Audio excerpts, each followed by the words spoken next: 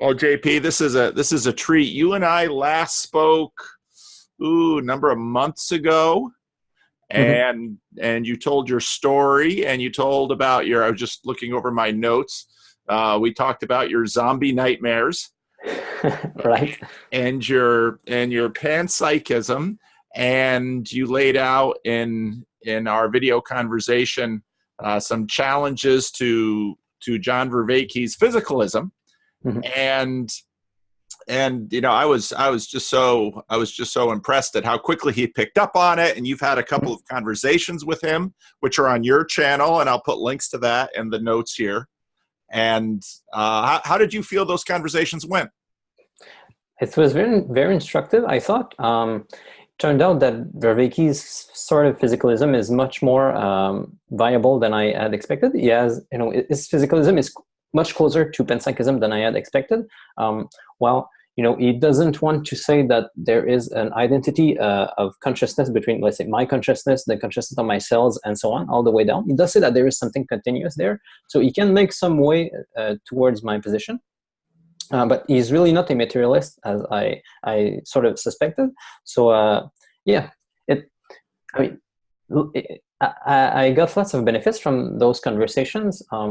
Maybe the clearest one was that because it made his solution much more viable than I had expected as a whole. I mean, because I knew about his project from his Awakening from the Meaning Crisis series, and also from his Buddhism and cognitive science lectures. But from those, because there was not much metaphysics in those, I thought, Right. it was mainly putting forward a psychological solution. And for someone who cares about metaphysics, I was very much fearful that he would fall in sort of the classic trap of materialist, or of mere psychology. Of sure, you can say lots of psychological stuff, but it doesn't mean that it tracks with metaphysics, with reality. So even though, let's say, John can talk about virtue, about wisdom, about real relations with people, about how we're not stuck in our heads and so on, there was still the risk that this was just shallow psychology that didn't reach metaphysical depths. But turned out by talking to him that it actually did. So the bottom line was that it gave, maybe one way of putting it is that I think for Christians especially, it sort of puts a floor on how low our rebellion can go, because instead of, let's say you're a Christian, and I especially have lots of respect for Christians of, let's say, 50 or 100 years ago, when the two sort of big metaphysics were a sort of scientism, very hard physicalism that's pretty much materialist, versus a very supernaturalist kind of Christianity. And if you had any doubt about the supernatural kind of Christianity, you would fall right all the way down to materialism, and that's sort of a big temptation. You can see it even in some saints, at least I know in the Catholic world. Like, I think Pope Benedict wrote a book. I'm not sure what the translation would be in English. It's his biggest book, maybe Christian Faith Yesterday and Today, something like this. And he talks about that even people who have been believers for a long time can fall into sort of a bottomless, I think, bottomless pit of despair with nothing to claw onto if they fall away from the supernatural version of Christianity into just materialism and total nihilism all the way down. But what I think Vervaeke does well is he puts a sort of a very hard floor there. You can't go lower than his position, I think, because with you can back it up with cognitive science, basically. With he puts up a version of naturalism that is still livable, where you still have virtue, you have wisdom, and so on. So even, let's say, if you're a Christian and you want to rebel against your creator, you're angry because of the problem of evil or something like that, even then you don't fall into complete despair where nothing matters and you can just do whatever you want. You still have to obey to what Vervaeke says, and you still have to cultivate virtue and wisdom and so on. So I think so it made me more willing, especially with the conversations we had, to say that, well, I can take at least Vervaeke's position is true, and what are the bridges I need to cross to get to Christianity. And it turned out that those bridges are fairly easy to cross. Panpsychism helps, but there are also other ways to get there, and we outlined some of them in our discussion. but the cool thing is that I'm much clearer now on what are the bridges I need to take between naturalism and Christianity, and they're much shorter than I had expected. Because what I used to do is to go from, let's say, materialism and show that it's wrong and panpsychism is right, and then getting from panpsychism to classical theism. But now I can take Vervaeke's version of naturalism and make just a few bridges, using a bit of Thomistic metaphysics, a bit of panpsychism, and I can get to my classical theist position, basically. So I've been rambling, sorry, but yeah. No, it's okay. I've got so many questions for you. We'll see if you have any questions for me, but just even the way you laid that out right now was interesting to me in terms of, John has mostly, we haven't got into a lot of John's metaphysics. And actually, it's one of the things that my local meetup started. They started a Discord server, and the Discord server has sort of become a focus of conversation for many of the conversations in this realm. And some of the philosophy nerds in the Discord server have been pretty hotly debating whether Vervaeke is fudging on some of these issues, and they even called him a dreaded compatibilist, which is something I'm used to being called as a Calvinist. But I'm also curious in your panpsychism, and so some of what I was hoping, and we don't have to do this. I mean, a conversation is always a negotiated amount of time, but I'd like to see if we can't make some of the conversations that you've had with John a little bit more user-friendly, because I've watched them, and very quickly, you two, you've both got a lot of training in philosophy, and so you guys very quickly go into linguistic shorthand with respect to philosophy, which leaves a fair number of the listeners out. And as a pastor, part of what I do is I'm always trying to translate some of what I'm hearing over here in the technical language and help a much broader group of people figure out where the rubber meets the road. And even just the way you laid out your perspective on this sort of fascinated me in terms of and I'll probably have to go through and listen to the recording again, because you laid it out in some interesting ways. So maybe we can start by, does this sound like a good use of our time today? Yeah, sure. We should also talk about the consciousness of your cell phone holder, because it's worth clarifying. This is where I want to go first, because I first want to get into what you mean by panpsychism, because that's become sort of a buzzword out there. So Struan, who lives in South Africa, I never say his name right, but he's yet to agree to come on my channel, and he and I have been conversing for months. And so he has his own version of panpsychism. I first heard of the term when I heard Rupert Sheldrake, so he's out there with his panpsychism, and then you drop in with this panpsychism. So what on earth do you mean by this term? Okay. Most panpsychism, it doesn't mean that consciousness is everywhere. It means typically, in most versions of panpsychism defended by modern panpsychists, it's that the fundamental constituents of reality are conscious. So, maybe one way to see it is to start from our brains. I, JP, am conscious.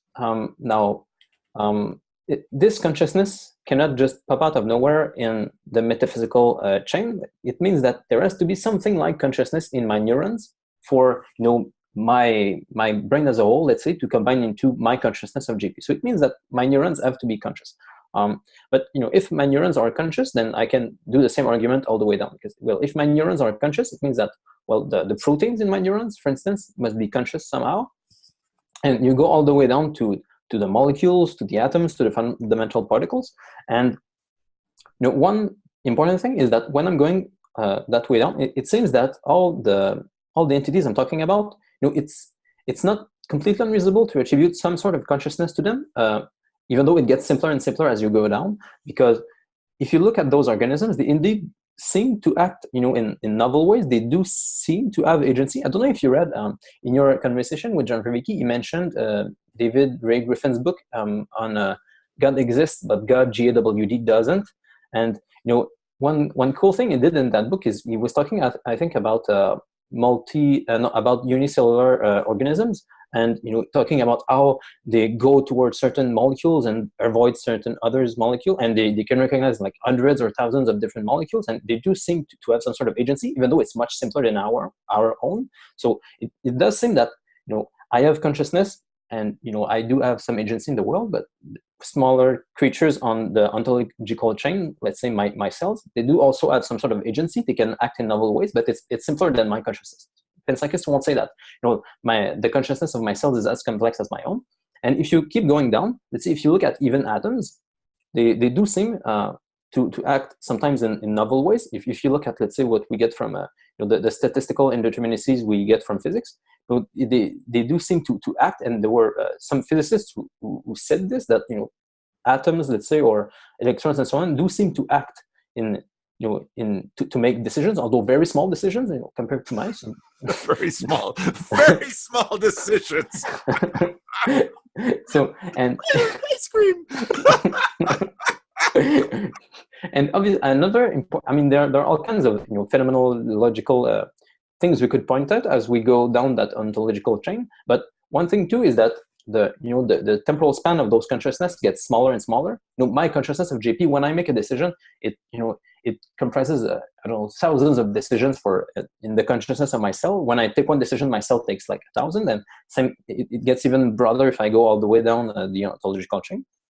And now, okay, so that's what I did starting from my brain. I go to the fact that, well, I'm a panpsychist. I think that fundamental particles have some sort of consciousness, and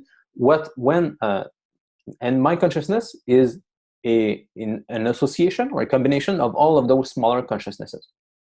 So my consciousness doesn't just pop out of nowhere. It's a combination of smaller consciousnesses. Right.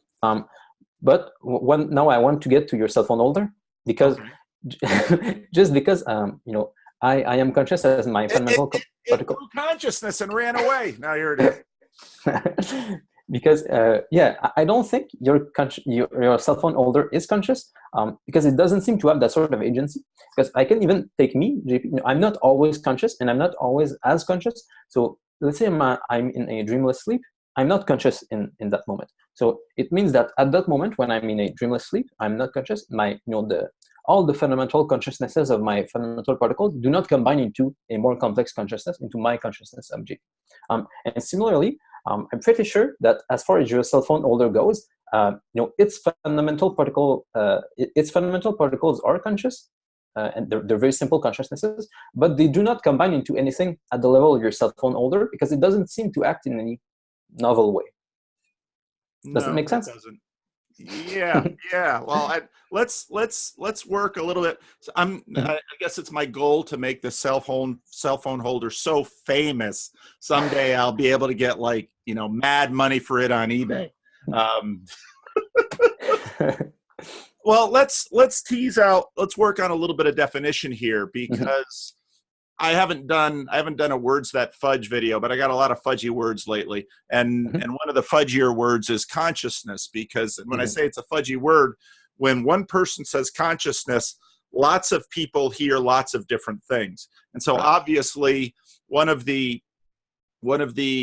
primary definitions of consciousness that we're bandying about is the phenomenological experience of this sort of field into which things come and move and interplay. Jordan Peterson often uses consciousness in that realm. Now, when I'm listening to you talk right now, I hear much more consciousness as agency, as a willful, wanting, choosing, and one of the things that I think, one of the things that I see happening, and why I understand panpsychism as an attractive pursuit in your case and in the case of others, is that it resolves the mind-body division by basically everything is mind now.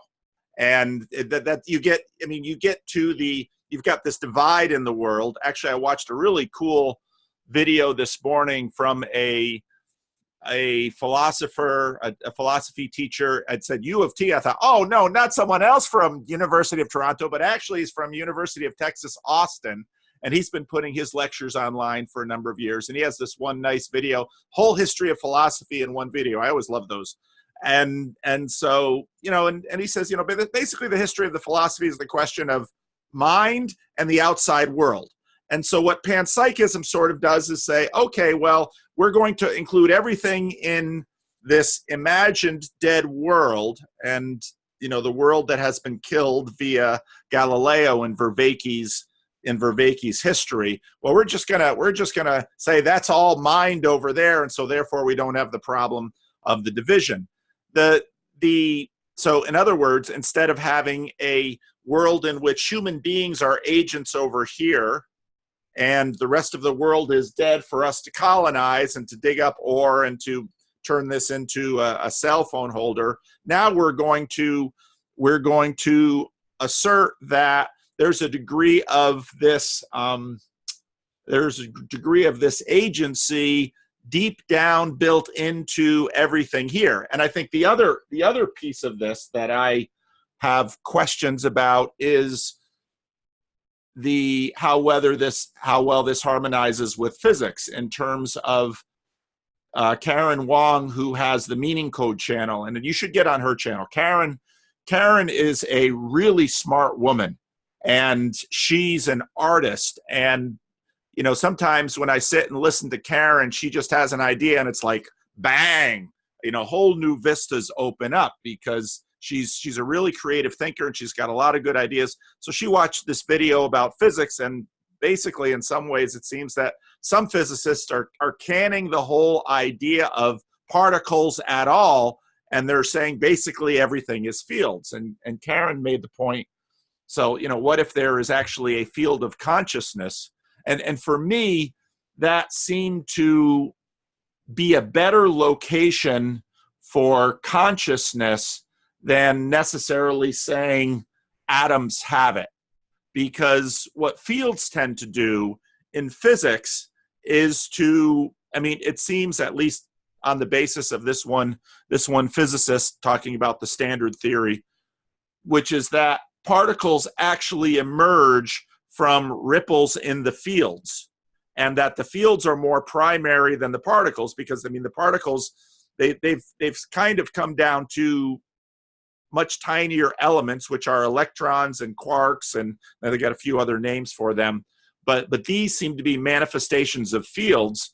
And so to me it's a little easier to somehow locate consciousness in a field rather than locate consciousness in particles. Okay, so I just dumped a whole bunch of stuff on you there. Yeah, but there are two ways. There are two things that I want to say. First off, in terms of defining consciousness, I don't want to define it as agency necessarily. What occurs rather, the sort of consciousness I'm dealing with is what is called phenomenal consciousness. So it's what it's like to experience something, to feel something, and so on. So meaning that, let's say when I look at this wall and it's blue, there is something it's like to see this blue, and this is an instance of phenomenal consciousness. And we could distinguish this from other sorts of consciousnesses.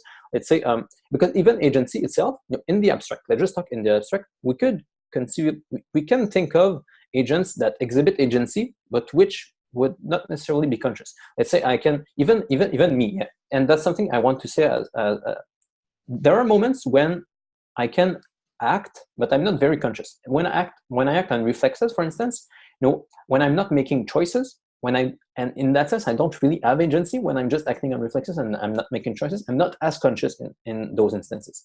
And similarly, I think, and lots of panpsychists think, that if you were to make a robot in a certain way, which does not really make choices, but is sort of acting on reflexes like I do, and you would have to look at my brain and see, what occurs exactly in these networks versus these networks, so that there's a novelty versus there isn't. But when there is no novelty, when there is no, and this is where agency sort of slips in, because I'm initially I'm talking about phenomenal consciousness. It feels like something to make a choice. It feels like something to see blue and so on. But this sort of phenomenal consciousness seems related to me making choices, me actually having agency. So this is where agency slips in. When I'm not really an agent, when there's no real agency, there doesn't seem also to be phenomenal consciousness. So that's why I was talking about agency and consciousness. And the second thing I want to say, especially on how it fits well with physics, it actually fits extremely well with physics. It's not exactly in the way of fields you were talking about. It actually doesn't matter even what the entities of physics you take are. It's one of the biggest arguments for panpsychism. Actually, I don't know if you know, but Bertrand Russell was a panpsychist and it's because of one of those reasons, because it fits so well with physics. There's a basic issue in physics. If you take the entities of physics, you actually don't know them.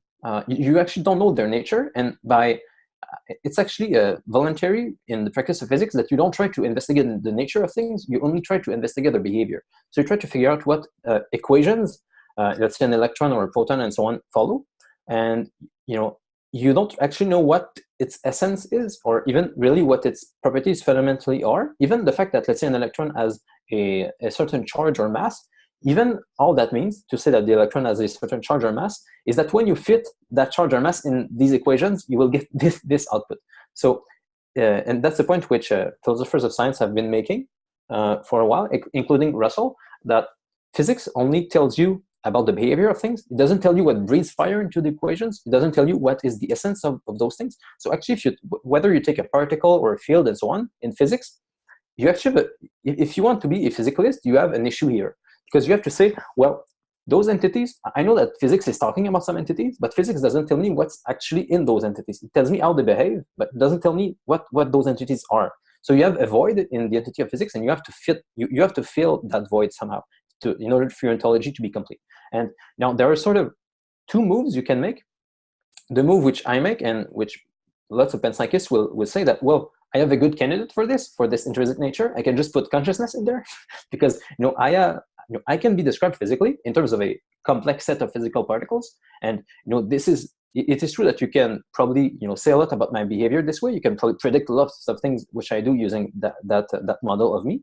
But this is only talking extrinsically about me. It's talking about my behavior. It's not talking about my essence, my nature, and what are my real choices. To talk about the intrinsically about what I am, you need to talk about my consciousness, about my choices, about my feelings, and my emotions, and so on. So in the same way that if you want to talk about me, you can do it extrinsically using the language of physics, or you can do it intrinsically using my consciousness. It's the same thing which panpsychists want to say at the level of the fundamental particles. The physics only tells you how things behave. It doesn't tell you what they are. But we have a good candidate. We can take consciousness, just like we took consciousness for me. We take consciousness for the intrinsic nature of the fundamental particles. Now, this is the move I make, and there's an alternative which Vervaeke takes, is to say that, well, you don't necessarily put consciousness all the way down to the fundamental particles, but you put something continuous there. So let's say, in my case, I can say, well, my brain, you can describe my brain physically. It behaves as a certain set, following a certain set of equations, but intrinsically, it's my consciousness.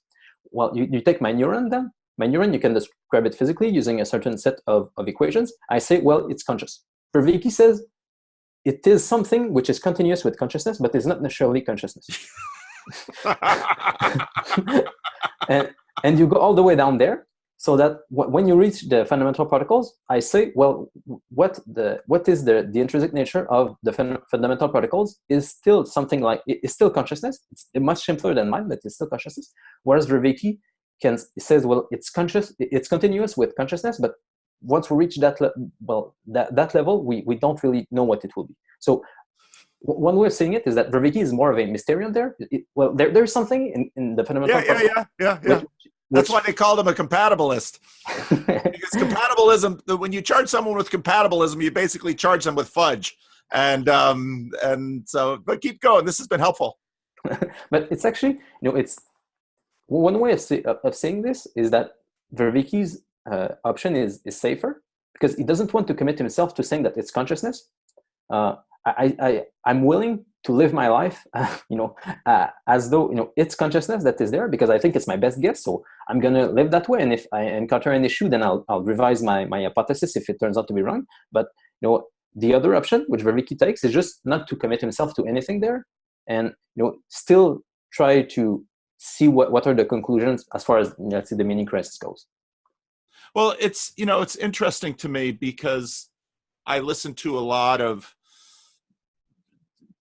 so-called debates about, theism, is there a God? And these are all over the internet and YouTube, of course. And I'm going to be talking to Adam next week, and he's styling it as a debate, but Adam never does debates. Adam's just so sweet, and we try to have a good conversation, which is why I agreed to do it with Adam.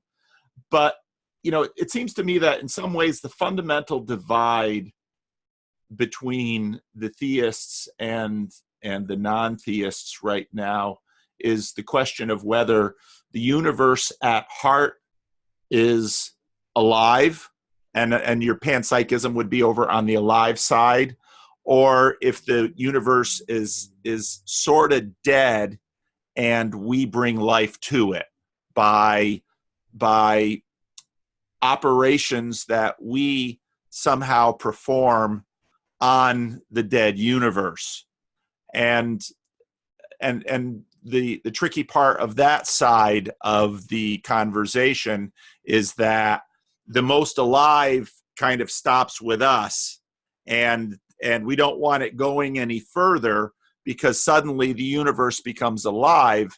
And I often reflect on the fact that what I think when we ask questions of motivation, would I like the universe to be dead and me to be the most alive thing in the universe? Or would I like the universe to be alive, but me being further down the pecking order and in fact dependent upon stronger, more living things with intention and will and desire to which I am subjected to? We really don't like that type of world. And so we really prefer a world in which, well, I might not necessarily be at the top of the pecking order. Donald Trump is up there, and he's getting to have his way for now. But as long as I can sort of identify with a group or something, I can keep aspirations alive that some team of which I participate will somehow triumph within this dead world, even though, as C.S. Lewis mentions again and again, physics sort of says, dead's going to win. Dead's going to win in the end. And when I look at the conversations, I really see those as primarily the two sides. And this is why, in terms of classical theism, you sort of become at home with, well, the big guy on top is finally good. And C.S. Lewis deals with that in The Problem of Pain. That's a very difficult conclusion to come to by simply looking at nature, which is what I hear the skeptics say all the time. Look at the universe, look at evolution. You're saying that a good God made this stuff? Can't believe it. I would rather believe the universe is fundamentally dead. We've somehow, against all odds, achieved a degree of life, and we have our day in the sun, and we're going to make the most of it, but we know finally we're going to lose. And it's, to me, that's what I see the grand divide as being. Yeah, I agree. I want to try to make this, I want to try to lay the metaphysical foundation below that, though, because I do think that there comes a point where you reason and metaphysics just can't go further, and you're sort of stuck in the metaphysics. You get possible metaphysics in which you don't really, and where you don't, from which you can't really choose which is the best. But and then you reach a point where sort of your moral intuitions will determine which thing you opt for. But I think you can still get very far using just metaphysics, because like I said, just the fact that let's say you want to be the sort of naturalist which you're critiquing, where there is sort of no consciousness, no agency below us, no consciousness, no agency above us. Then you have a big problem explaining why we do have consciousness and agency. It just pops out of nowhere, and this is a big problem in cognitive science, in philosophy of mind right now. And so I really do think the only possible options are to go, you can go full-blown panpsychist like I do, and then it's, you can attribute consciousness and agency lower down the ontological chain, and also higher up the ontological chain, all the way up to the god of classical theism. Or the other move, which Vervaeke makes, and I think it's a viable move, it's a viable metaphysics, is to say, well, it doesn't mean that there is consciousness all the way down or all the way up, but there is something continuous still all the way down and maybe all the way up.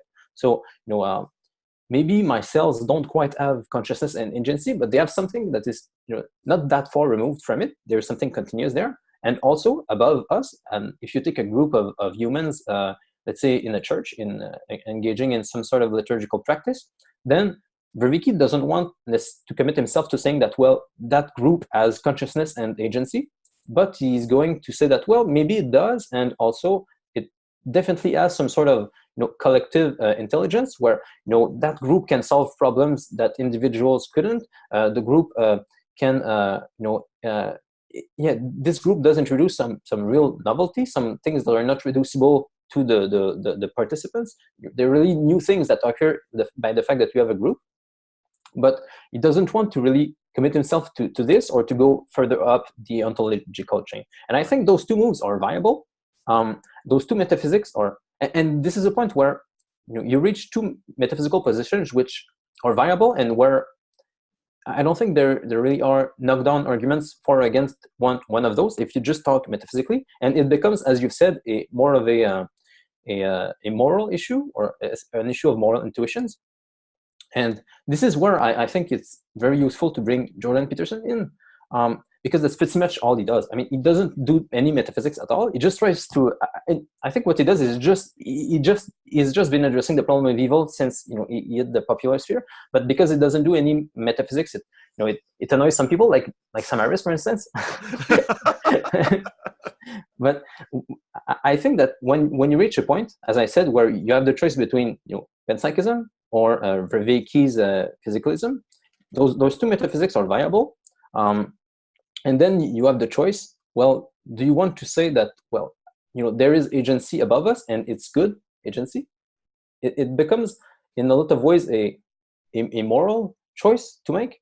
And Jordan makes this very appealing for a lot of people. He really makes you want to carry your cross, to submit to higher principles, to higher authority, and to not complain. If let's say you're if let's say, like me, you're a panpsychist and a classical theist, and you think that, well, the God is good and he wants good things for me, and whatever bad things happen in my life, I have the choice to blame God and leave away my metaphysical system. I could do that, but I think Jordan makes the case that it's actually not good. Worse things will happen if you start cursing God.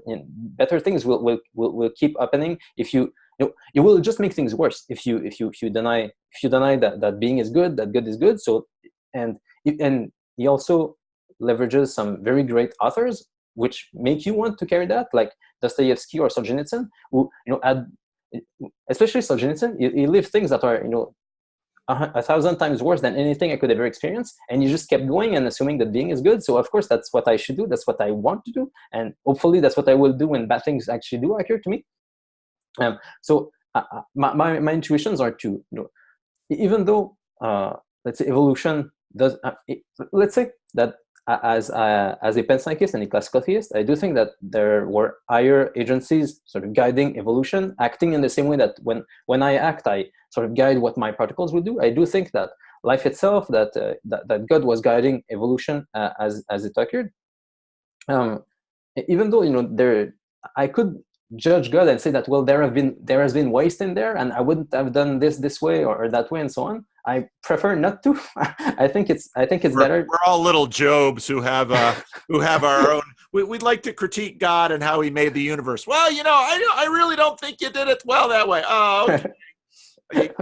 Once you're old enough to have kids and you have kids starting to, oh, mom and dad, you shouldn't do things this way. And it's kind of like, yeah, wait till you. I'll be the grandparent sitting around making judgments about your decisions. See how you like that.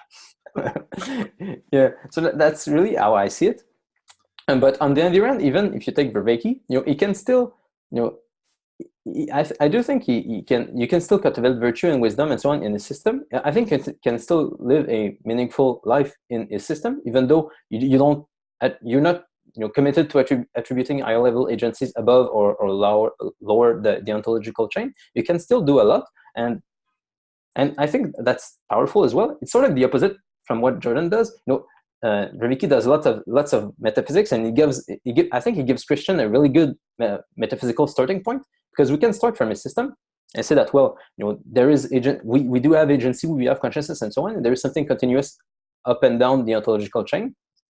And you can make the panpsychist move, and there are many moves to get to classical theism, but one of those moves is to go towards panpsychism, and that's one of the moves I try to make. But still, what Vervaeke offers, I think, is that even, let's say, if you're down on your luck and bad things are occurring and you're facing the problem of evil or the problem of pain and so on, and you, in addition to having Jordan's moral and psychological backup to make you not doubt God and keep your system, there's also the fact that even metaphysically you cannot just you can't completely go down to materialism or nihilism as you may wish to.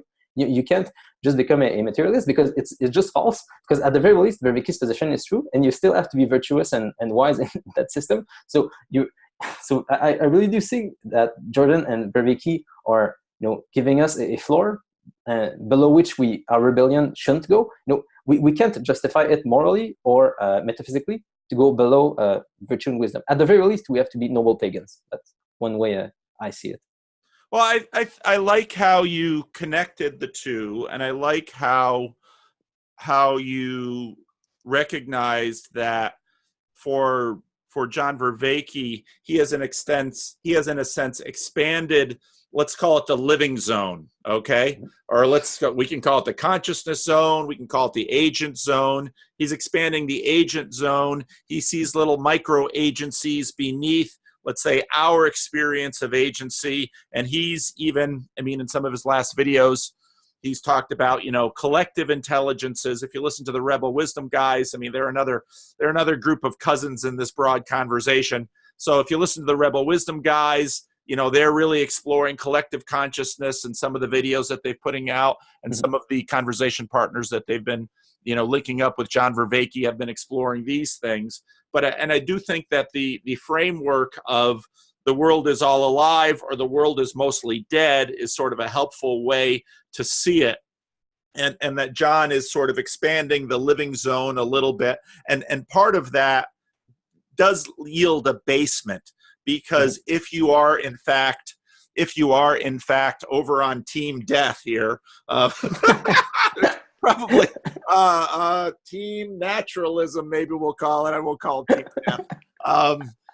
But once you, let's say, commit suicide or check out, you're still, even then, in the words of the Princess Bride, mostly dead, because the agency, the residue of your agency, continues to have an impact in the living zone in that realm.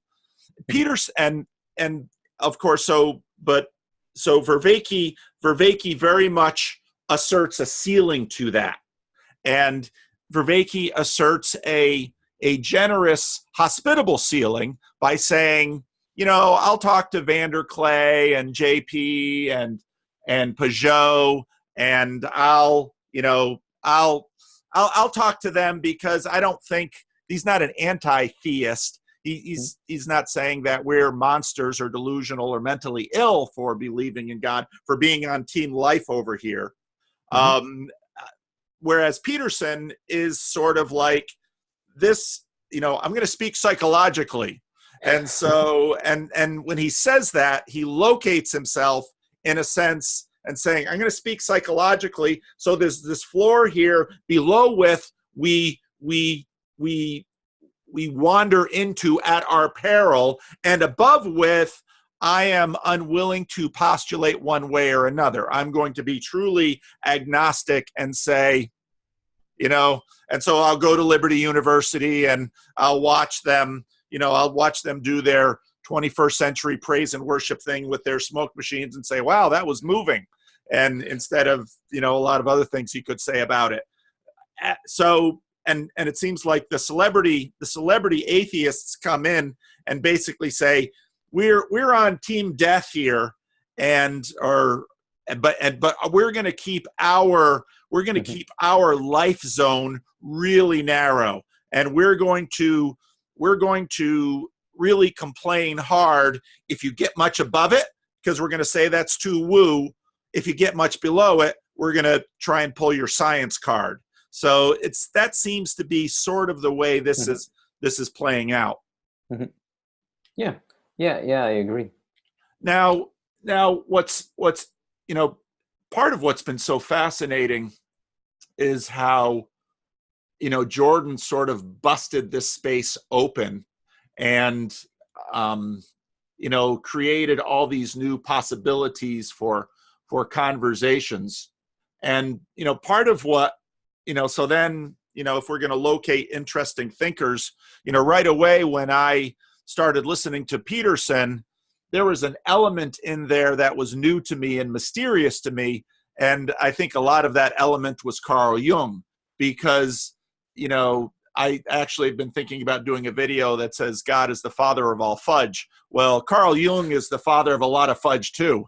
And Jung kind of comes in, and one of the great pieces of this somewhat autobiography that Jung has is his chapter with Freud, because in some ways that chapter lays out the kind of the openness of Jordan Peterson versus the closedness of Freud.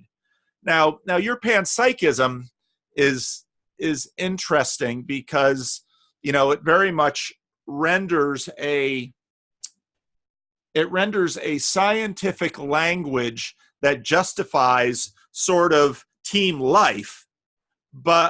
And this is something that I think about often. I think a lot of Christians in our particular social space look at team death and team life, and anyone that's over on the side of team life, they say, oh, they're on our team. And well, they kind of are, but one should remember that team life has had most of human history and most of civilization. I mean, almost everyone has been on team life, and team death is really a fairly recent phenomenon. They're a new team on the block. And basically, if you look at a Jordan Peterson Darwin-esque view of the history of thought, newness isn't necessarily a virtue. And so when I listen to your panpsychism, and as I'm growing in my understanding of it and kind of seeing what you're doing with it, it is sort of a scientific affordance, and that helps me understand what you first started talking about in this conversation. It is a scientific affordance of team life, as you will, and saying, okay, but just a word of caution to Christians who might be overly anxious to celebrate this victory, that there's a whole lot over here on team life that Christianity worked through all the way until its arising in obviously the first century. So I don't know if any of that made any sense. And to keep going on your last point, especially in my second discussion with Vervaeke, we talked about the other steps required besides just panpsychism to reach classical theism from his sort of naturalism. And it's panpsychism alone doesn't do it. You could be there are lots of panpsychists today who are not really willing to attribute consciousness higher than at the level of humans. In analytic philosophy, that's what you'll often see. Lots of philosophers will say that, well, to solve the mind-body problem, we have to attribute consciousness all the way down to the fundamental particles, but they're not really willing to go above. On the other side, if you look at lots of the great minds in panpsychism, like Bergson or Whitehead, they were willing to attribute consciousness all the way down and all the way up. But even then, they typically stopped short of classical theism. You can still be a pagan, basically, and be a panpsychist. You can say that, well, there is a consciousness to the whole universe. In the same way that I'm a big being made of smaller beings, the small beings of my cells, you could say that, well, God is just the consciousness of the whole universe. So it's just a big being. So you could still be a pagan and be a panpsychist. You have to use other arguments. Like I think you can take St. Thomas's arguments or classic scholastic arguments to talk about, well, even if you're a panpsychist and you still have to explain, why things exist, why contingent things exist. You have to explain why there is movement in the world, where there's change. And so you can take basically a fairly classic scholastic arguments to, then talk about a truly transcendent God that is not just a big being, but that is, the ground of all being. You still need to make those steps, and then, but what I think panpsychism really helps with, it still makes a chain, and it makes it intelligible how you can get there, because it's, you can almost take, if you take that ontological chain of going from lower being to higher beings, if you push this to infinity, you pretty much get the God of classical theism, I think, because as I have a lot more agency, I have a lot more freedom than my fundamental particles, let's say, and my consciousness is much wider. When I make one choice, it's like thousands of millions and so on of choices of my fundamental particles. But in the same way, if you take that to infinity, then you get I think you can start talking about God, who in one decision, basically, is one decision comprises all of the decisions of all the lower organisms. Let's say in one fell swoop, God made history in one act of consciousness. Basically, you can say that. So he is outside of time in that sense. He is consciousness. Yeah, all of time is in one moment for his consciousness. So he is outside of time. You can say that. You can also say that, well, in the same way that I have more creativity, I have more power to create than my fundamental particles. God has the power to create all things. In one, I don't have any tissue I could use for a visual representation, but one image which is good, I think. Come with props? Come on! I brought a cell phone stand. Show up with your tools, baby. One image which Bergson used was, if you take let's say some tissue and you pull it up and then you let it fall down. It's a good image of what occurs when, let's say, I make a decision over the decisions of my cell. When I'm sort of pulling up the tissue, and as it falls down, it repercutes all the way down to my fundamental particles. So I make choices and they repercute down. The same thing when let's say God makes a choice. He makes a choice which ripples down all the way down to the fundamental particles, and he actually created the world in one of those. And in the same way that when I make a choice, let's say I choose to raise my arm, this decision is actually, for me, it's one simple move, but at the level of my cells, it's lots of moves, and it's actually fairly complex. At this moment, I need to send this nerve signal. At this other moment, at this nerve signal. It's a complex cascade of different nerve signals, which I do in one moment. But I'm present in all of those. Even though for me it's just one simple moment, I'm present in all of those small moments. It's the same thing when God makes one decision.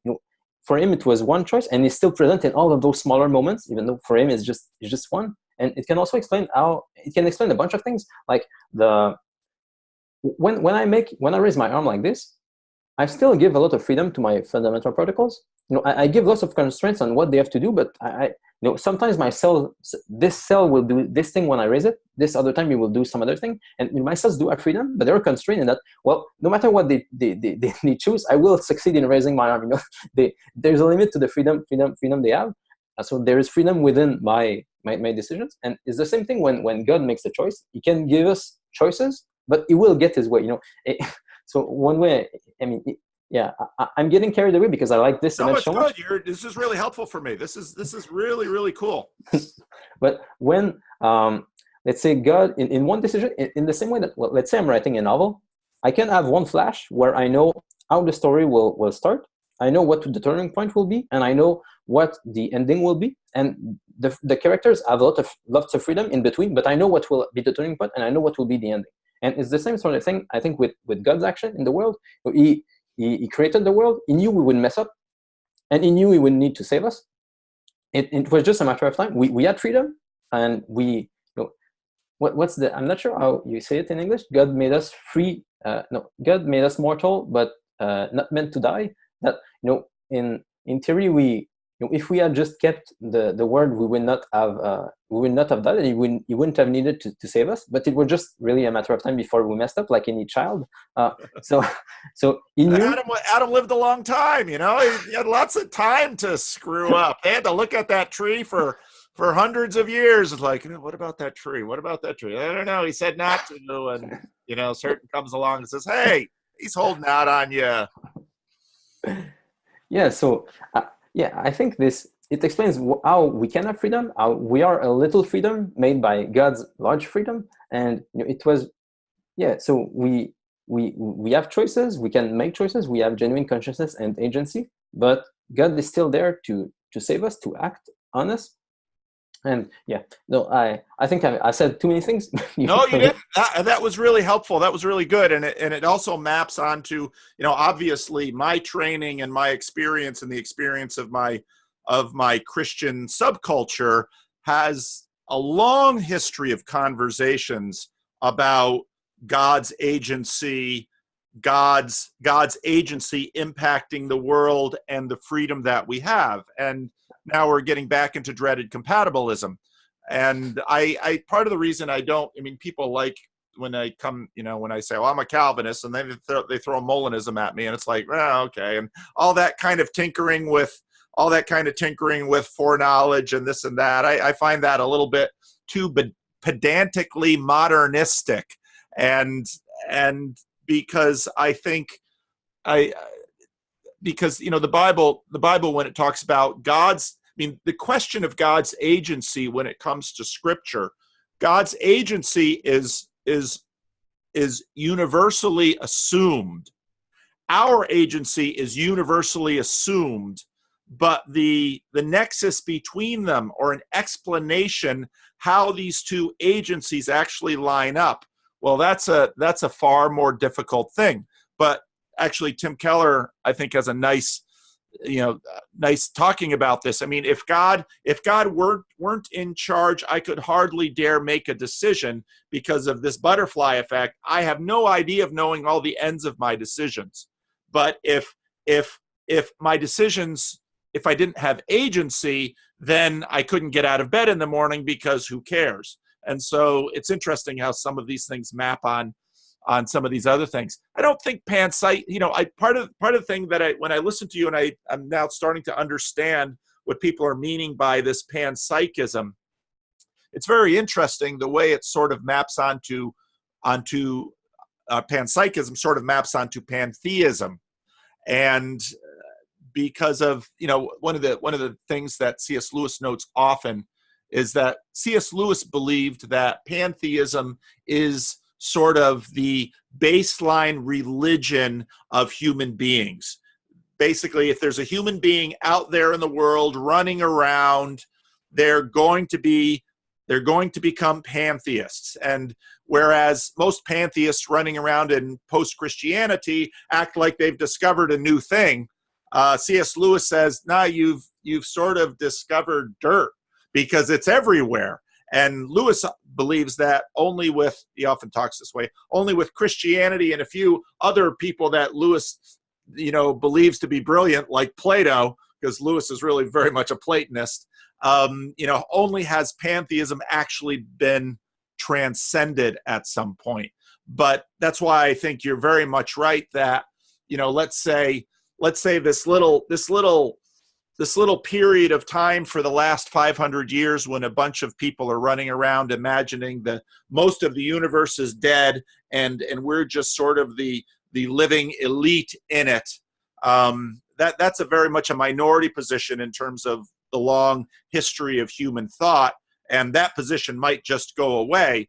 Christians shouldn't celebrate so much because it hardly means that, okay, once you say, okay, well, there is consciousness goes all the way down. Let's talk about it that way, because I have a better time thinking about that than consciousness is in my cell phone holder. Because, how, am I making it suffer? You know, when I played, you know, I used to play do you know the computer game Age of Empires? Yeah. Okay, so you have all these little guys and they're on their little horses and they're all killing each other. And my wife would come in and look at that. Don't let the kids see that. I said, why? Because all those little guys are dying. You know, what if we learned that our computers are all conscious and we didn't know it? And every time I look at, and all these people yelling at their machines, you know, the machines were listening. And my wife always says, why do your computers work for you and not for me? I says, because I'll take them apart and they know it. Well, what if they know it? And what if all those little guys on Age of Empire, I'm responsible for the death of millions of computer animated guys. And in future centuries, people will look back at the barbarity of us playing Call of Duty and just murdering these little conscious cyber creatures left and right for the sheer joy of it. And so all the anti-computer game moralists were right. So, you know, to reassure you, you know, your computer probably is not conscious. There's some cool, I mean, we still have to, there's still lots of research left to be done there, but there are some cool theories of, you know, what networks. So now we have the baby carriage in the middle of the road thing. Now I'm going to keep all my computers. Maybe someday we'll learn they all were conscious and I killed them all. But there is there's a good theory right now of, you know, what sort of networks do combine into conscious agents and which sort don't. And it does seem that our computers don't. They're more like, one way of saying it is that they definitely have no agency. The sort of networks that is there is too simple. There's no novelty, no agency there. So it's they're most likely not conscious. But how can we know? Well, I mean really? Because increasingly, and so Vervaeke made his point about AI. I listened to that point and thought, he's right. There's a whole bunch of people on the Discord server, usually mostly Christians, that said, nah. And I thought, no, because when we look at agency, we diagnose and we act as if, basically acting as if, and Peterson has a real point there, acting as if is in a sense a admission of certain degrees of agency. And computers increasingly have a high degree of agency in this world. Well, you could be a solipsist as well. I mean, it's easy to doubt things, but I mean, if we take our best theories of, you know, I mean, there is I think the best candidate right now is Giulio Tononi's integrated information theory, and you can basically take a network and you put it into I mean, you need to calculate all kinds of metrics for the network, but then you end up being able to predict, well, this network will be conscious this much, this network will be conscious that much, and so on. And you can predict things. Like if you go to the back of the brain, there's this region of the brain, there are lots of neurons. It's very dense, and it's actually involved in some, you know, some fairly complex behaviors. But still, the way the way the neuron patterns are set, it's basically just feed-forward systems, not really complex. And it turns out that indeed those fairly simple networks, they are not very correlated with consciousness. If you scan the brain of someone who is using those networks, you say, okay, he's using those networks, and then you ask him, you know, how conscious were you? He will say that he was not very conscious. Whereas if you take other parts of the brain, like the frontal lobes, the networks there, while they are less dense than the ones at the back of the brain, they're connected in ways that are very complex. So there are feedbacks, loops, and so on, which make it less predictable, make more novel behaviors possible. This part does seem to be related to consciousness. And now to go back to your computer, right now the way computers are built is really more in terms of, you know, very simple feed-forward networks, and there's probably no consciousness there at all.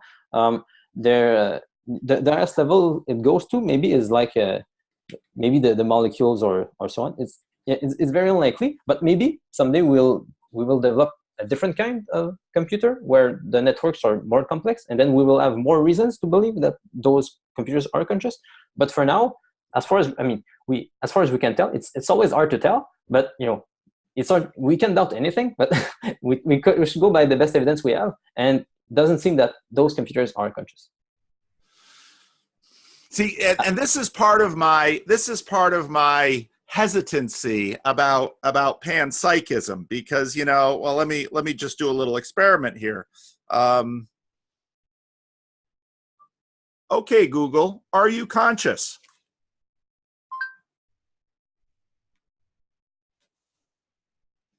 Consciousness. That Google doesn't want to answer. But you know, because these kinds of questions, I'll put my cell phone on its stand and the world will be right again. You know, these kinds of, you know, they used to put bells on caskets because, you know, even the question of when someone is dead is, you know, there's a lot of grayness there. And I, as a pastor, you know, I am with people as they are dying on a regular basis. And, you know, we look for these signs of, you know, there's brain waves, there's respiration, there's, you know, and a lot of our definitions of dead are good enough, you know, and there are many medical conditions where, you know, people are in a sense locked in their bodies, and even the way we talk about that. And so they, you know, they seem conscious, but this, you know, this business of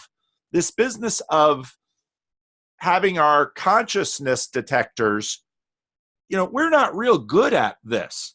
And so all of the games we play about this right now in society, we basically are trying to construct a moral system based on conscious suffering. When you look at when you look at how people are acting with respect to what is moral behavior, it's about suffering. And so people are deciding not to eat animals because, you know, raising animals on a farm seems to make them suffer. And so in California, we decided chickens would be able to roam free because we figured that their freedom would offer them a better consciousness than being in a cage. Whereas we human beings surely prefer to live in these tiny little boxes that we have doors in and out of. And we imagine that chickens would like to roam free, even though if I grabbed somebody out of my neighborhood and plopped them into the middle of the Serengeti without a camera crew showing it to the world, we would call that torture. So, you know, I don't want to be too quick to start. If we say, okay, well, this business goes all the way down, I don't want to suddenly then get too flippant about, you know, the little characters on Age of Empires or Call of Duty, because we've just inhabited the world with a whole lot of consciousness and potential suffering. Mm-hmm. Well, I think I agree with your point. Although I think it's more due to the fact that for so long we have been, you know, there was a time, as you said, I mean, lots of people were pantheists and they were willing to attribute consciousness, I mean, all the way up, all the way down.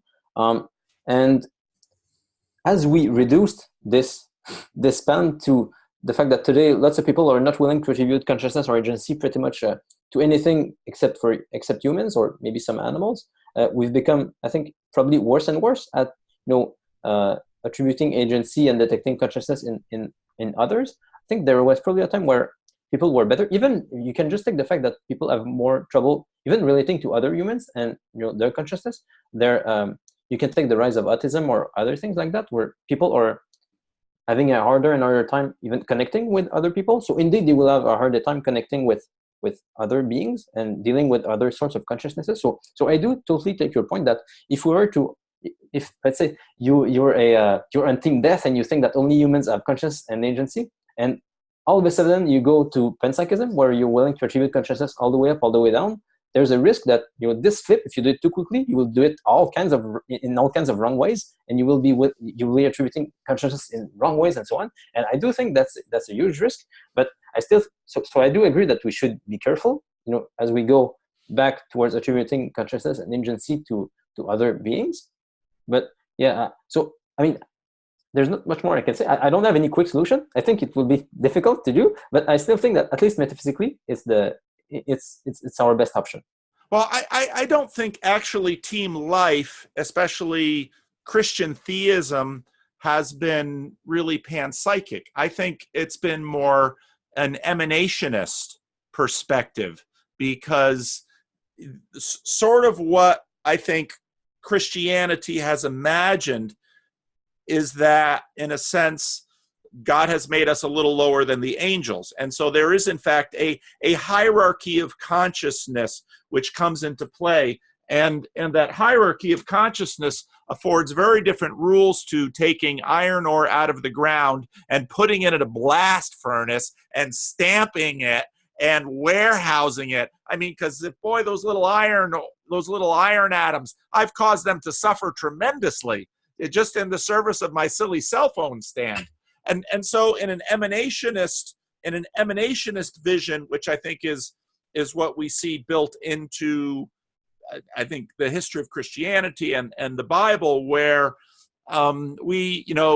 there's this, and certainly in terms of a medieval vision, there's this great chain of being. And of course, God is the source of all being. And that if you read, have you ever read C.S. Lewis's book, The Discarded Image? No. Pick it up and take a look at it, because I think you'll find it interesting in terms of the history of mind, because what Lewis basically asserts is that there was a medieval model that had a lot of this stuff integrated, and in terms of, it was much more fully integrated in sort of a Barfieldian participatory way. I mean, the thing scaled all the way out. Now it's clearly been discarded, and for very good reasons. And Lewis owns that in the book. But this emanationist perspective that the Bible seems to have, where that emanationism also affords a certain amount of colonial rights, where God has tremendous rights, moral rights to colonize us. And we have limited rights to colonize the animals. And we have limited rights to colonize the plants. And we have limited rights to colonize the material of the universe, the iron ore and the petroleum and all the things that went into making this cell phone stand.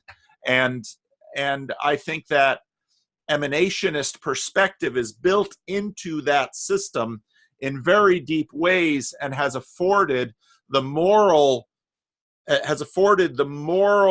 norms that even on Team Death over here, as Jordan Peterson so tags Sam Harris and the Celebrity Atheists, you've got so much of Team Life built into your moral system, and you're just lying about it because you're not willing to admit it. And the persistence of your lying and your propaganda against it is actually going to yield some pretty harsh things for our world. And so I think in that sense, Vervaeke's expansion of the living zone within Team Death is helpful. But my hesitation about panpsychism, about basically illuminating the whole spectrum on this side, then affords some, in a sense, you're going to, the difficulty with dealing with metaphysics. So there's actually, right after you, I'm going to talk to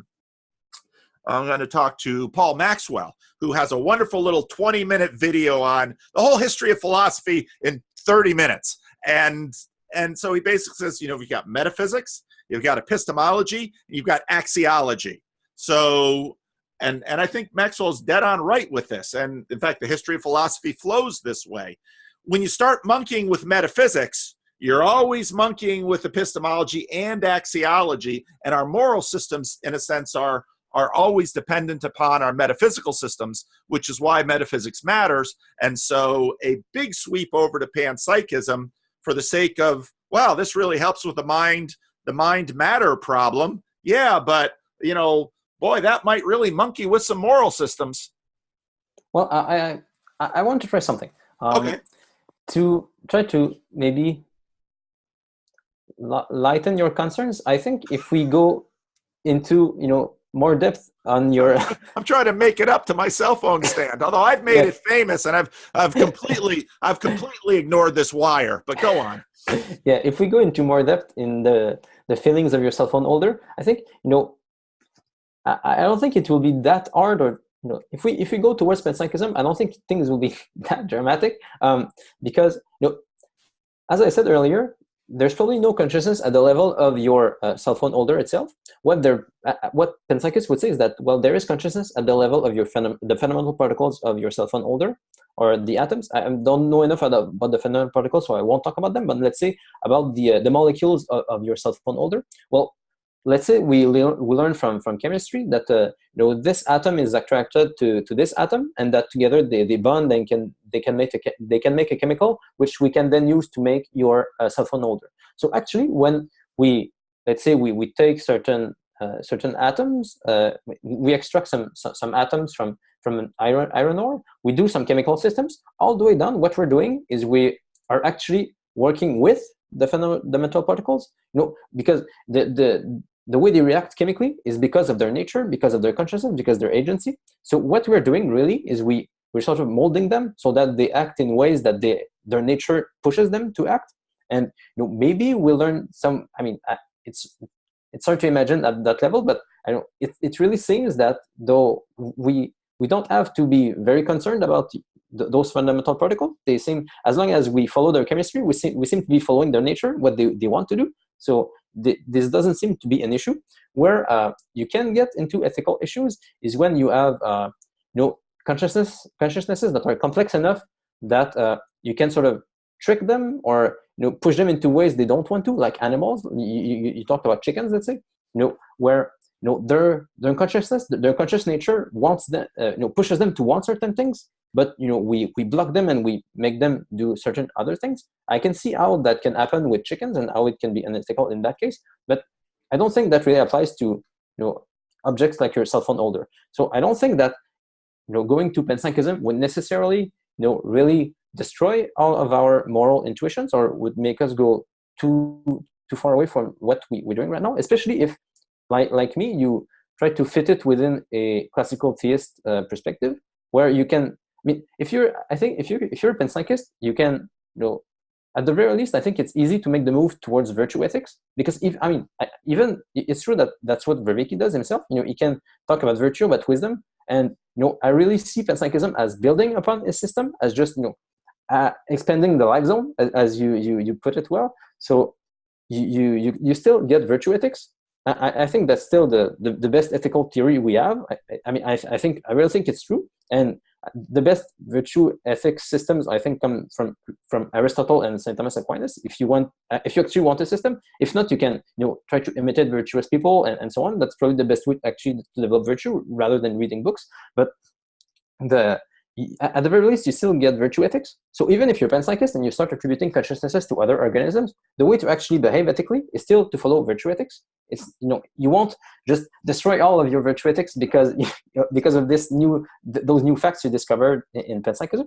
So that's my reply to you. And I mean, there's also another point which is more of a challenge to you, but I take panpsychism. I like challenges. I like panpsychism because it solves the mind-body problem for me, and it allows me to make very nice bridges towards classical theism. And even if when you talked about emanation in the classical theist perspective, and it makes it much easier to imagine why there would be a hierarchy of entities. Above humans, there are, let's say, there are angels all the way up to God, and there are other entities in between there. But it's easy to explain that metaphysically how it works. But what my question to you would be, how, if you're not going to go towards panpsychism, how would you justify this to starting from Vervaeke's system, let's say, how would you justify the existence of angels and higher entities and so on? Well, Vervaeke might call me a nostalgist, because it's interesting, because when you're talking, and what you said right now was actually really helpful for helping me kind of get some conceptualization. When you grow up in a conservative Dutch Calvinist religious tradition, and there's all these lines in places like the Belgic Confession and the Heidelberg Catechism that talk about God's providential care over the universe, and that if God would, in a sense, withdraw his gaze, the universe would disappear. And I remember growing up so you grow up in a very materialist system where matter is fundamental, and we're a little bit curious about mind, even though it's built into everything. And then you hear that, and now listening to you and thinking about this and thinking about, well, why do electrons want to move?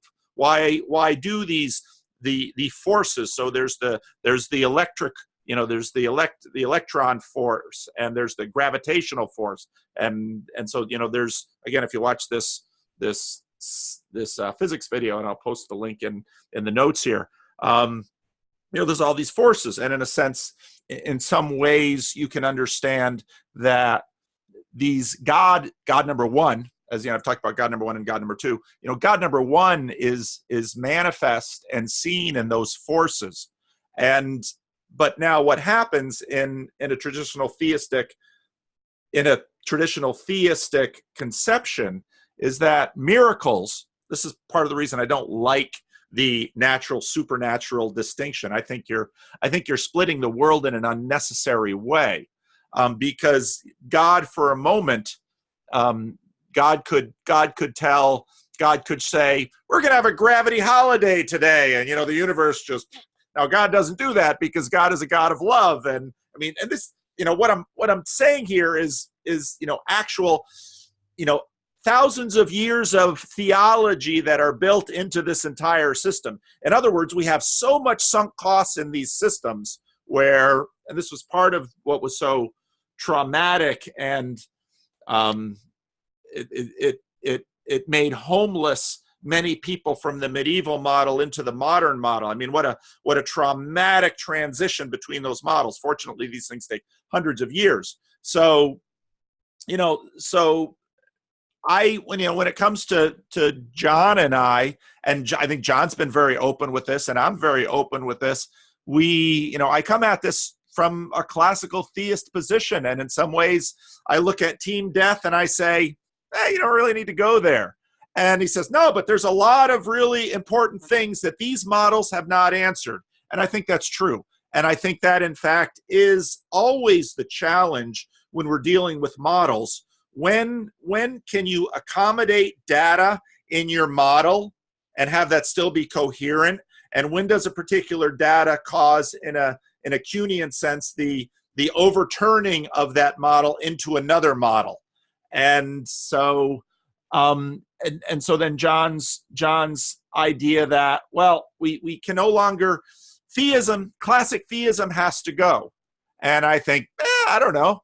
And you, but again, the way you started this conversation, which I found enormously fascinating, for you, some of the grip of the arguments in team death here were, weighed pretty heavy on you, and panpsychism for you affords a way back into team life. And I think John's whole project, as I've understood it, is, again, well, we don't want human beings to suffer, and the meaning crisis is causing not just significant psychological suffering, but that psychological suffering is manifest in addiction, in all kinds of things that are measurable and seen out in the world. And the challenge I think that John faces is, well, if I meet a person who is struggling from the meaning crisis, even if they don't have the language for it, I come to them as a pastor with, I've got institutions, I've got traditions, I've got practices. These things have been time tested for centuries. It's not really a fair fight. And John might come say, yeah, but I've got universities, and I've got a lot of the weight that team death has been leaning on people for. And we also come with all of the products of the Enlightenment. We've got electricity, we've got smartphones, we have, mass production of even silly little things like cell phone cases and clocks that work. And so, it's a fight. But I guess still continue to, maybe I'm dumb, maybe I'm a Luddite, maybe I'm, whatever, but I maybe I'm like that happy alligator in the alligator farm where they just keep the water at a certain temperature and throw chicken bones at it all day long. I'm happy in my warm pond, and I look over there at Team Death and I think, I don't want to go there.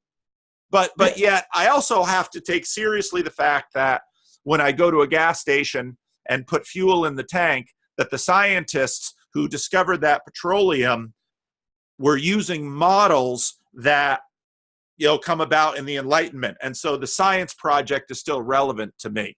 So, I understand the dynamics of this conversation, and I enter it happily thinking that I think the old models continue to afford not just psychological and social value, which is part of what Jordan Peterson has been saying, but also have scientific credibility.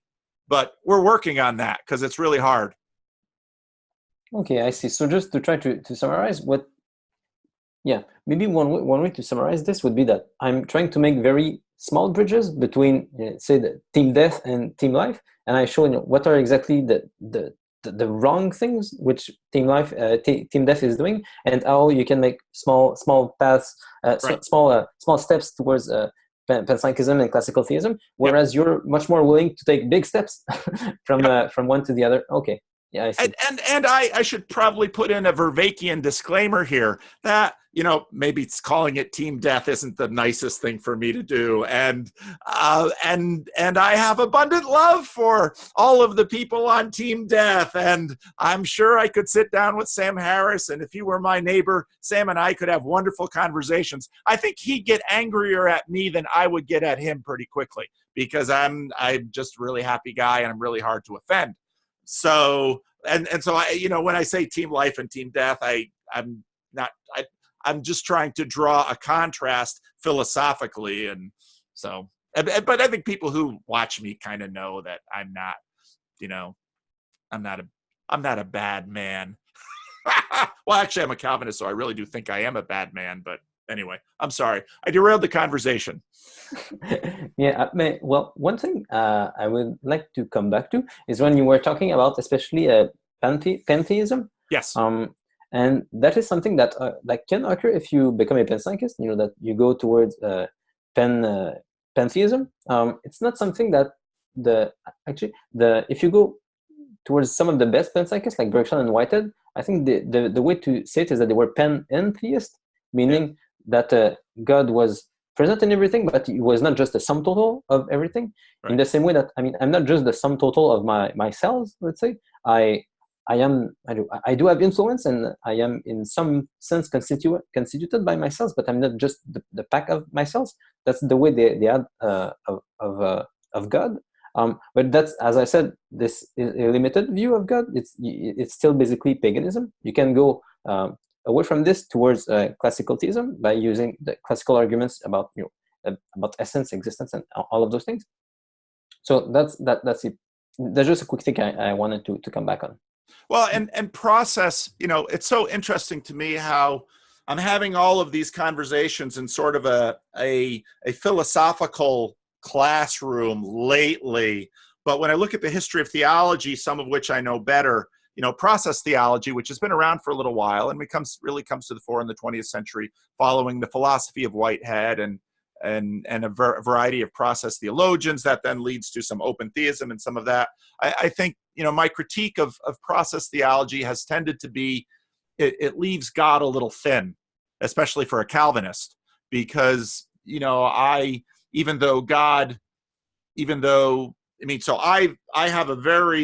have a very rich, my God 1 and God 2 are both very rich in that God number 2, if he wanted to give gravity a holiday, he could. That would be a very big and disastrous miracle for us.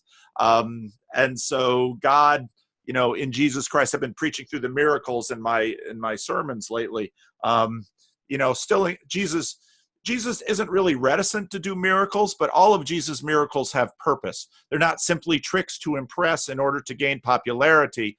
They are revelations of the relationship between us and our future and God and this world. And so when I look at process theology, I can appreciate some of what it illuminates in terms of some additional things that it shows us about God. But I sometimes, when I look at open theism, get concerned about some of the costs that at what price have we learned some of these new things. And again, part of, I think, embracing our humanity is humility is the consequence of realizing our humanity, that my brain is only this big, that my time span is only this large, that my ability to actually capture and process information is so terribly limited that I will get enormous numbers of things wrong. But then, in a sense, I swing back into my Calvinism and say, God understands my limitation. God knows that I am but dust, and he loves me and rescues me anyway. And so I fundamentally, finally trust in him more than in myself. And that's part of the reason why I continue to defer. Maybe it's an emotional weakness. Someone wants to charge me with that. That could very well be true. But I like my Calvinist pond, even with the compatibilism and all the other things that people can point fingers at. Yeah, as we said a bit earlier, I think a big issue with, one way I see process theology is, especially if you read, I don't know if you read it, the book I mentioned earlier, God Exists, but God, GAWD, doesn't.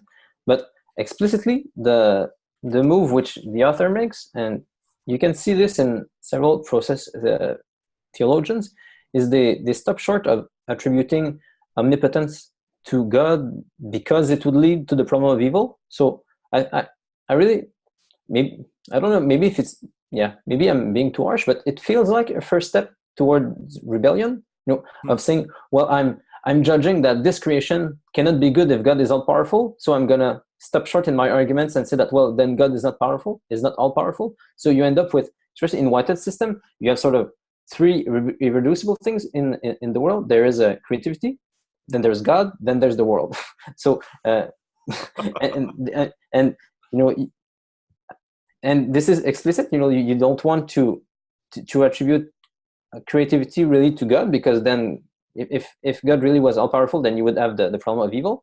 So yeah, it really does feel like rebellion to me. I don't know. Do you think I'm being too severe, or? No, I think you're right. And Lewis makes the point in The Problem of Pain. I was just reading that yesterday or 2 days ago, making the video. And, Lewis makes the point that in some ways the problem of evil is a product of Christianity, because it's this bold declaration of the goodness of God.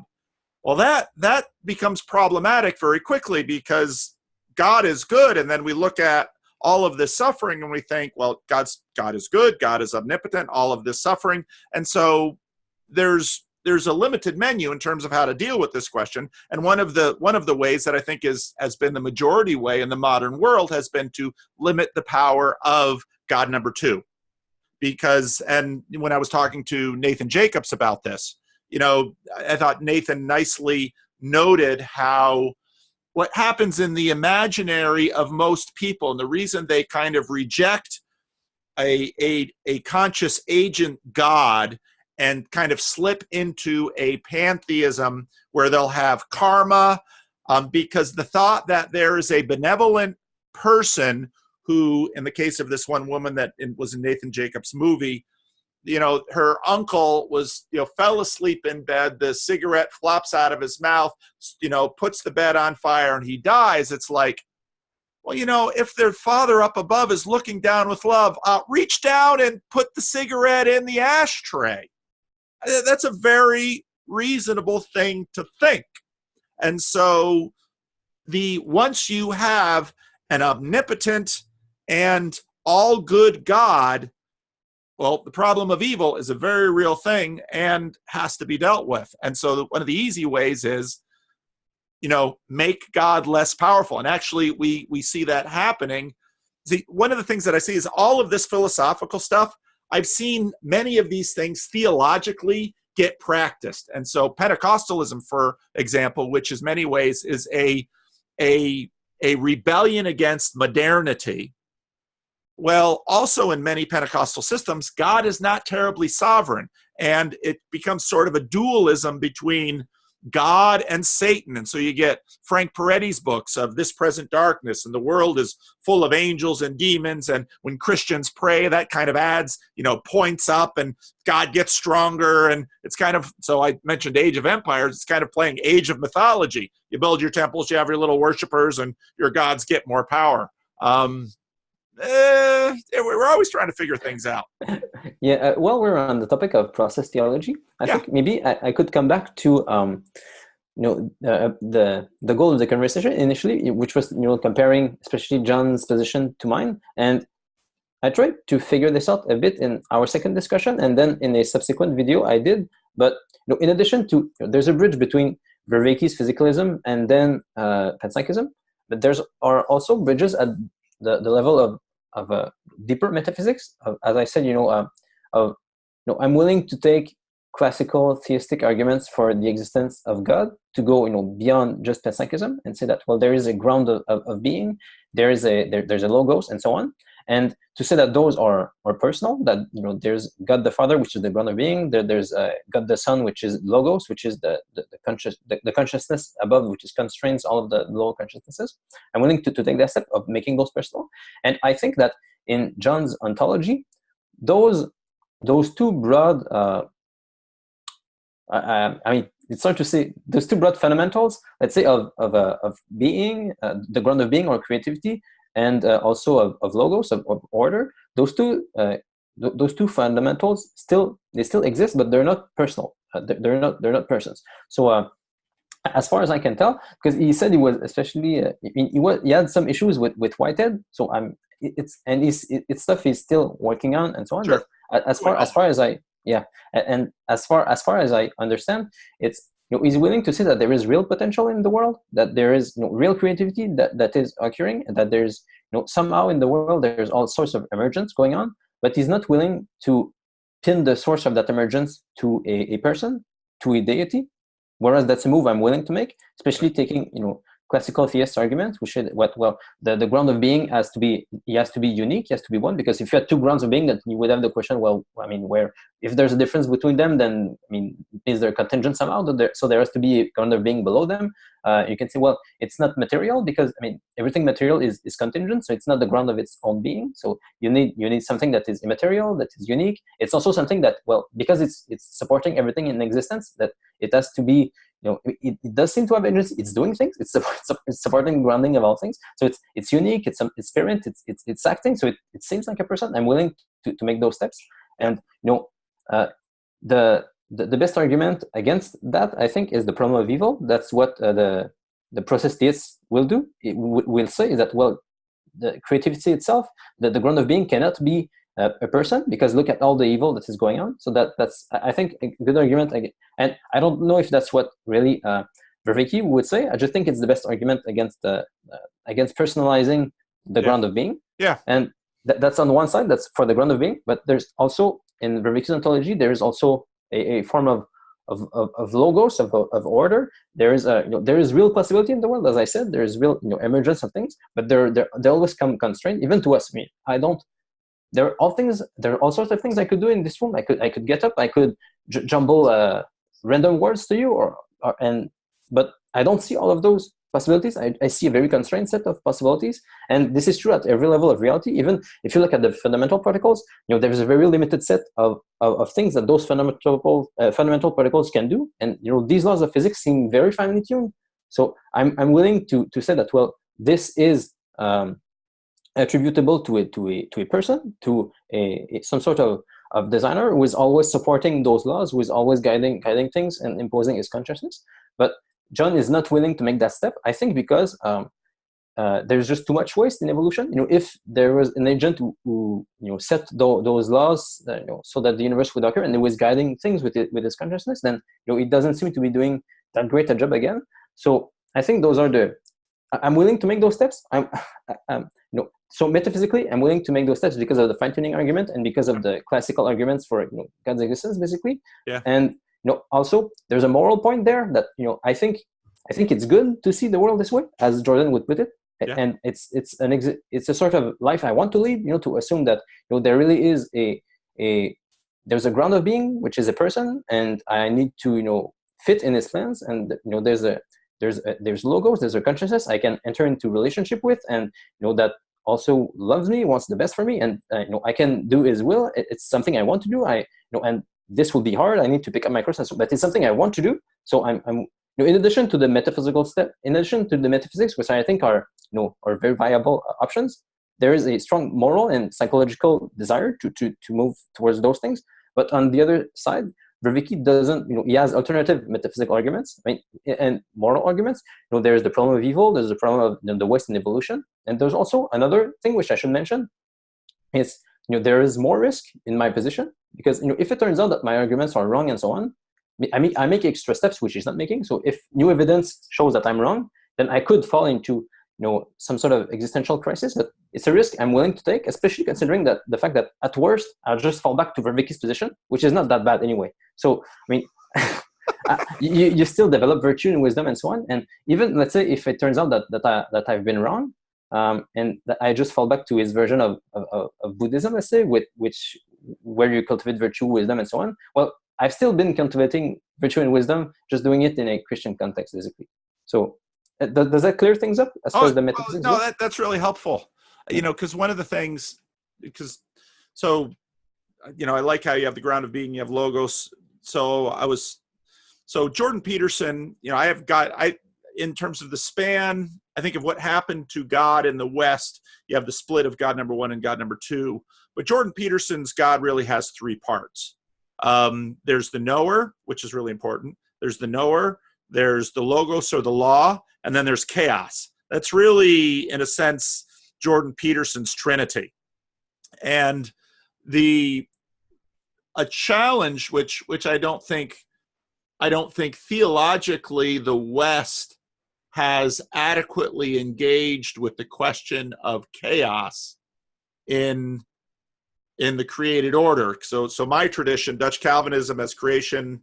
I like to say creation, rebellion, redemption, restoration, just because, 3 letter R's out of 4 is almost everything. So creation, you have chaos. And so theologically, there is debates about, well, how do we regard the tohu wavohu? Is this really connected, as Jordan Peterson does with Tahom and Tiamat and the Babylonian, and I could bring in some biblical scholars who would say, John Walton's all wrong, and so they want total order at the beginning because you have no C at the end, and so that's a live conversation. But what does panpsychism do with chaos? Does the rebellion go all the way down there, and is it human caused, or is there another source of rebellion besides us? That's a great question. I'm not sure even what you mean as far as the rebellion going down. You mean that when we can deal with chaos wrong in the same way that the fundamental particles can? Is that what you mean? I'm saying does chaos? So I really liked how you talked about rebellion.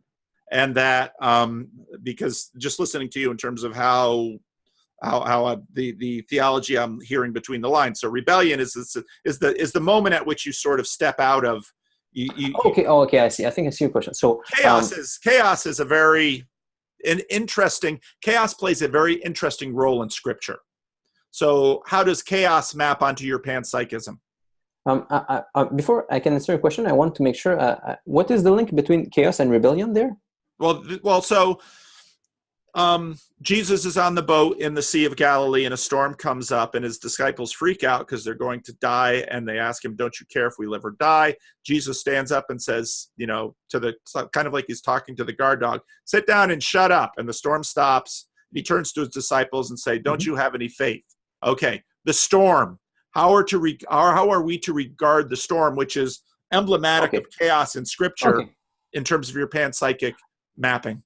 Okay, I see. So if we start at the human level, we have to if we're not in rebellion and we face chaos, we keep faith in God and we steer through the chaos this way. We keep our eyes on Jesus, as I think Peter did when he walked on water. If we do this, it will work. Now the question is, and I mean, we can rebel if we decide to turn our gaze away. We will drown. We will be devoured by the chaos. So this is rebellion. Now, how far low could the rebellion go in the ontological chain? That's a good question. I haven't really thought about it. I can imagine how it could happen with, let's say, animals who, they have a certain, maybe. I mean, it's really hard to. I mean, can animals disobey their nature? Let's say. I mean, if our human nature is to, part of our human nature, if we fulfill our human nature by going towards Christ, and rebellion is going away from this. Maybe animals can go away from their nature. I mean, I'm not sure. You would have to deal probably with very intelligent animals in order for them to be able to make enough choices to stray away from this nature. And if we reach a level low enough, I mean, I doubt that let's say fundamental protocols could not follow their nature. It seems so simple, but at the same time, it does.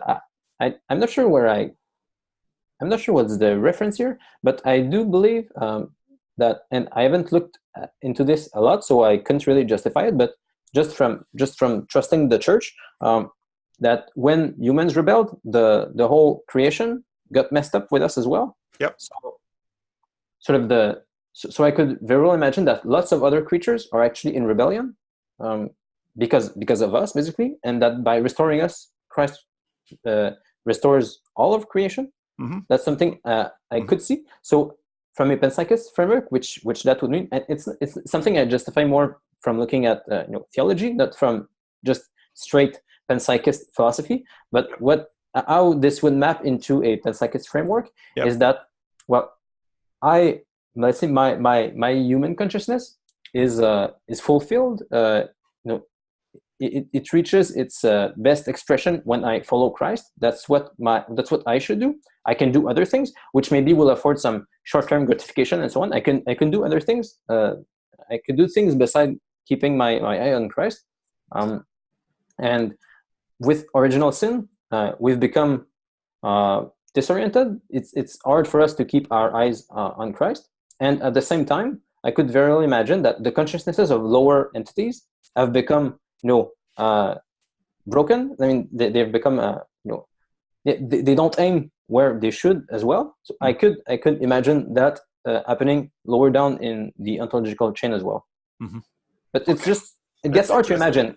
Yeah, because again, I mean, a radical reformulation has consequences in other systems that are attached to it, and one of which being the philosophical system and the theological system have a great deal of connection. I mean, they're very deeply interwoven. And so then when you make a pretty radical transition in a philosophical system, well, then suddenly you can get some squirreliness developing in the theological system, which of course interests me.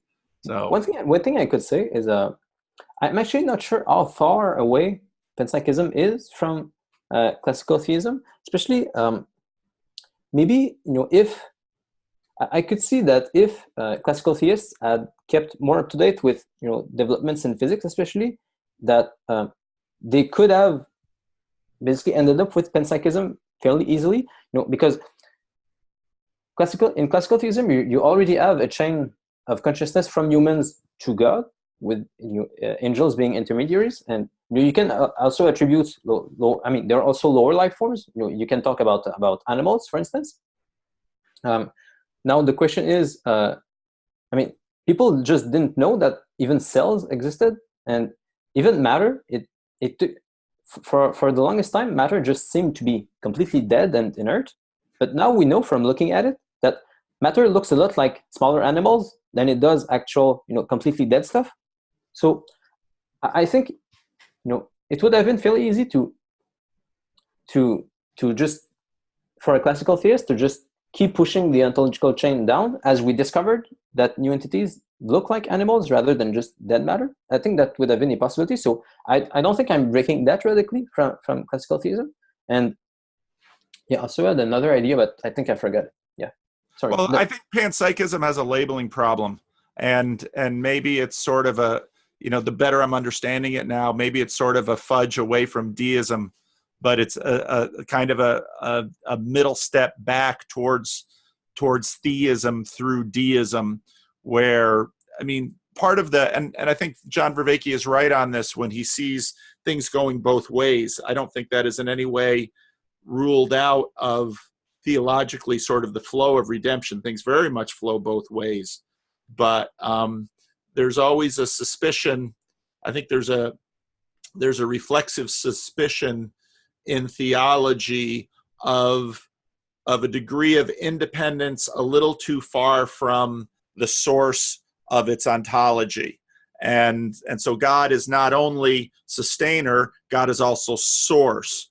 And so, I mean, this is, yeah, I have to wrap things up because I have another conversation coming up, but this was very fun, Paul. Thanks for having me. oh, this was tremendous fun. And I'm really, I'm really glad you could find the time, and we will, I'm sure both of us will talk to John again. And then, this has been very helpful for me to understand, this word panpsychism and what you mean by it, and to begin to sort of understand it and integrate it at least into my map of how these conversations are laying out. So that's been really cool. Thanks for the good conversation as usual. Thanks, JP. Take care. Take care, you too. Bye-bye.